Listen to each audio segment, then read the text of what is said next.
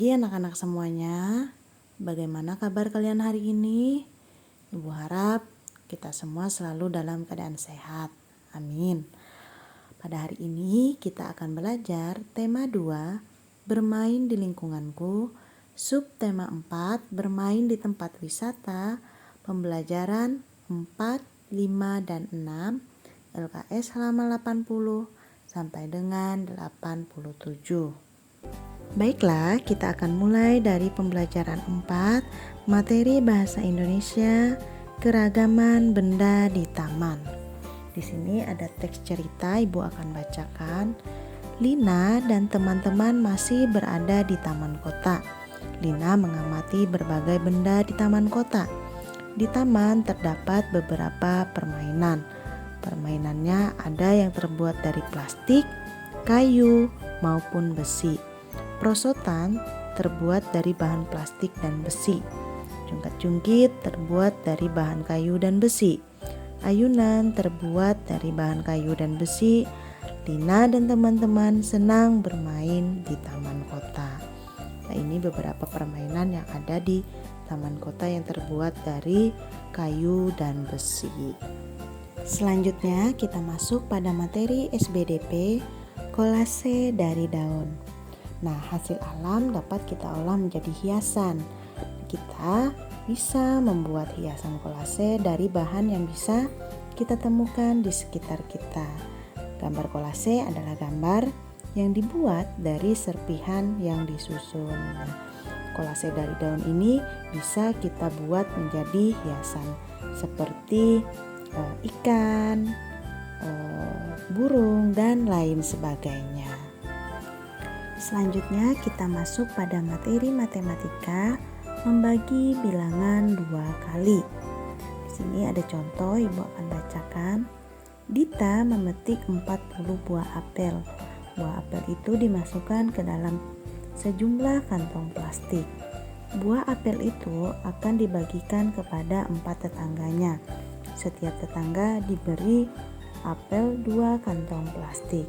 Setiap kantong plastik berisi buah apel sama banyak. Berapa banyak apel dalam setiap kantong plastik? Nah, di sini kita akan mencari penyelesaiannya. Pertama-tama kita akan membuat kalimat matematikanya dulu. Tadi dikatakan bahwa jumlah buah apelnya tadi adalah 40.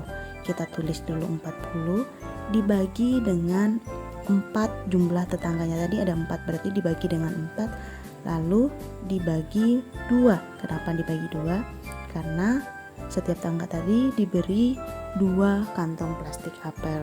Nah, berarti dapat kita tulis 40 dibagi 4 dibagi 2. Kita hitung satu persatu. 40 dibagi 4 hasilnya 10. 10 dibagi 2 hasilnya adalah 5. Berarti dapat kita tulis lagi 40 dibagi 4 dibagi 2 sama dengan 10 dibagi 2 sama dengan 5. Jadi banyak apel dalam setiap kantong plastik ada 5 buah. Selanjutnya kita akan masuk materi bahasa Indonesia, perbedaan benda di sekitar. Tongkat kayu merupakan benda padat, sementara balon mengandung gas. Benda di sekitar memiliki ciri masing-masing. Setiap benda yang berbeda memiliki nama tersendiri. Memahami ciri-ciri benda akan lebih mudah mengenalinya. Selanjutnya kita masuk pada materi PJOK, menekuk lutut ke belakang. Gerakan menekuk lutut ke belakang berguna untuk merenggangkan otot paha bagian depan. Cara melakukannya adalah sebagai berikut. 1. Berdiri kedua kaki rapat, kedua tangan di samping badan. 2. Tekuk lutut kaki kanan ke belakang. 3. Tumit kaki kanan sampai menyentuh pinggul. 4. Pegang dengan kedua tangan untuk menahannya. Lakukan dengan hitungan 1 sampai 10. Kemudian kembali ke posisi semula. Dan yang kelima, lutut kaki kiri digerakkan seperti lutut kaki kanan. Nah, ini tadi adalah gerak menekuk lutut ke belakang. Ingat, gerak ini berguna untuk melatih atau merenggangkan otot paha bagian depan. Ya. Selanjutnya, kita akan masuk pada materi PPKN aturan di kebun binatang. Di sini ada teks cerita di halaman 84. Keluarga Dita pergi ke kebun binatang. Dita mematuhi aturan yang berlaku.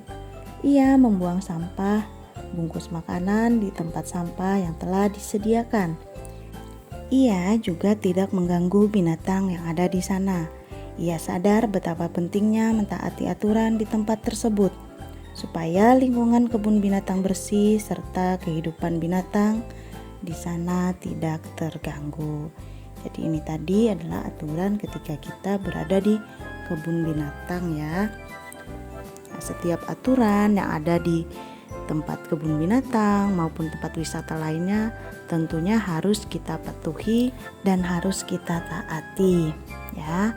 Selanjutnya kita akan masuk pada pembelajaran 6 materi bahasa Indonesia, keragaman ciri-ciri benda. Lina dan teman-teman mengamati foto mereka di pantai. Mereka mengamati berbagai macam benda. Ada perahu, pohon kelapa, pasir, dan kerang. Mereka mendiskusikan fungsi masing-masing benda. Belajar beragam benda sungguh menyenangkan. Jadi, setiap benda itu pasti memiliki fungsinya masing-masing. Misalnya perahu ya fungsinya agar kita bisa naik perahu untuk nelayan mencari ikan ya, seperti itu. Selanjutnya kita akan masuk materi PPKN manfaat peraturan di suatu tempat. Rudi ingin bermain bola di tepi pantai, namun ia tidak jadi bermain bola karena ramai.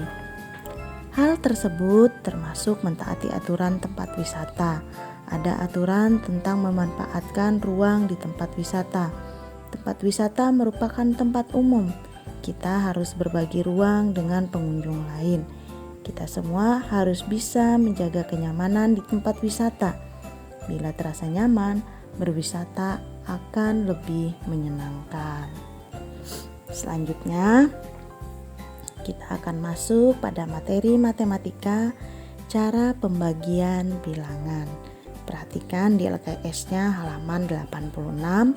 Di situ ada contoh, Ibu akan bacakan. Ada 8 kursi di sekitar pantai. Ada 8 meja di sekitar pantai. Jumlah kursi dan meja sama banyak.